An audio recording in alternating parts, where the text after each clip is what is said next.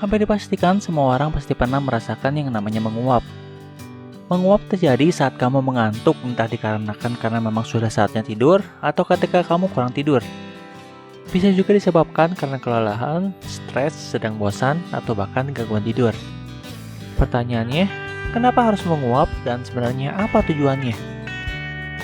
Terdapat beberapa penelitian yang mempelajari tentang urusan menguap yang sebenarnya urusan sepele. Hasilnya, belum ada jawaban pasti mengenai apa tujuan menguap. Namun penelitian tersebut menghasilkan beberapa teori. Kali ini channel Saatnya Tahu akan membahas setidaknya 3 teori mengapa manusia menguap.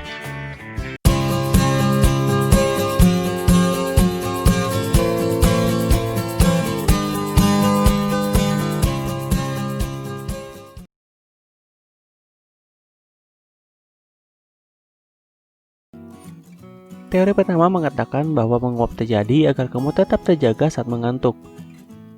Ketika menguap, otot-otot telinga dan rahang mengalami peregangan yang menjadi sebuah gerakan yang mungkin saja bisa membantu kamu tetap terjaga ketika sedang beraktivitas. Teori ini cukup menarik mengingat semakin sering menguap, semakin naik pula rasa kantuk yang kamu rasakan.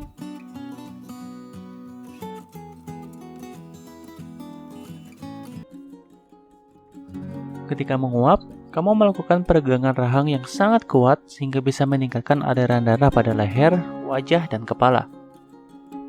Lalu ketika mengambil nafas yang dalam saat menguap, udara dingin akan masuk ke dalam rongga sinus sehingga melebar dan berkontraksi. Udara dingin tersebut akan menuju otak sehingga bisa membantu mengeluarkan hawa panas pada otak. Secara umum, hawa panas bisa dihasilkan ketika otak sedang kelelahan. Teori ini juga menjawab alasan mengapa kamu lebih sering menguap saat udara dingin.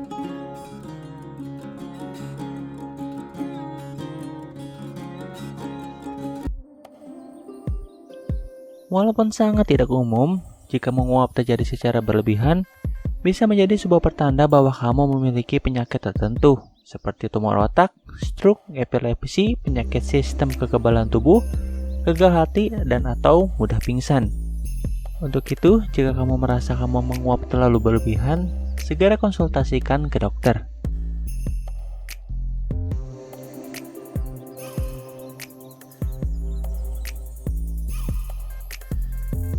Berdasarkan penelitian yang dilakukan kepada anak-anak normal dan penderita autisme, ketika mereka diajak menonton sebuah video yang berisi orang-orang yang sedang menguap, hasil penelitian menunjukkan bahwa anak-anak normal terlihat lebih sering menguap ketimbang anak-anak autisme.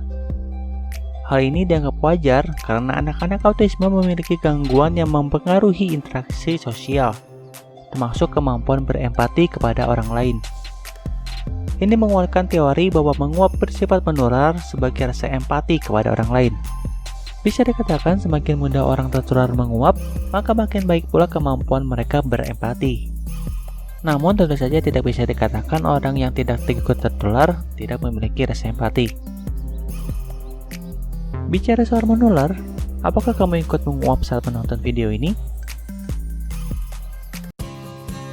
Semoga video ini bermanfaat dan terus dukung channel ini dengan cara subscribe dan jangan lupa aktifkan loncengnya. Sampai jumpa di video selanjutnya.